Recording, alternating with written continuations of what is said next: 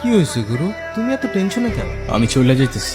কই যাবা? লও যাই, এক লগে যাই। চলে যাইতেছি একেবারে, আর ফিরবো না এই জানোয়ারের শহরে। কি কইতাছো এগুলো গুরু? তোরে যা বলতেছি মনোযোগ দিয়ে শোন। তোরে অনেক কিছু বলার ছিল, কিন্তু এখন এত টাইম নাই। আমি আজকে রাতে পালাইতেছি মালার নিয়ে। মালা রেনিয়া, তুমি কি কইতাছো বুঝতাছো? শেষ করে ফেলাইবো শিকদারা তোমারে, জানে মেরা ফেলাইবো গুরু। গুরুর জানের ভয় নাই রে ভাই। তুই আর আমি কি বাইচে আছি? হ্যাঁ, এরা জীবন, একদিন তো যাবি উপরে।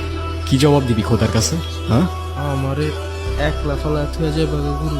তুই টেনশন করিস না, কিচ্ছু হইব না। টেনশন করি না ভাই, তোমার লেগে তো জানো দিয়া দিন। শোন, তুই খালি কুঠির সামনে গাড়িটা নিয়ে রেডি থাকিস, বাকি সব আমি দেখতেছি। আর যাওয়ার সময় তোরে ঠিকানা দিয়ে যাবো না, ইচ্ছা হইলে চলে আসিস ভাইয়ের কাছে। ভাই তোমার লেগে না দিলের জায়গাটা আরো বড় হয়ে গেল। ওই যে ইংরেজিতে কি জানি কয়, রেসপেক্ট।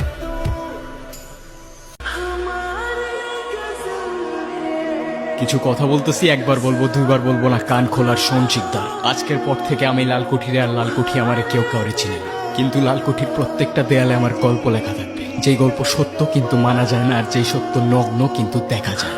তোর কোনো দোষ নাই, তোর গল্পই তোরে শিকদার বানাইছে, কিন্তু আমার গল্পে আমি আর গুরু হইতে চাই না। ভালো থাকো কাকা, কথা হাফেজ।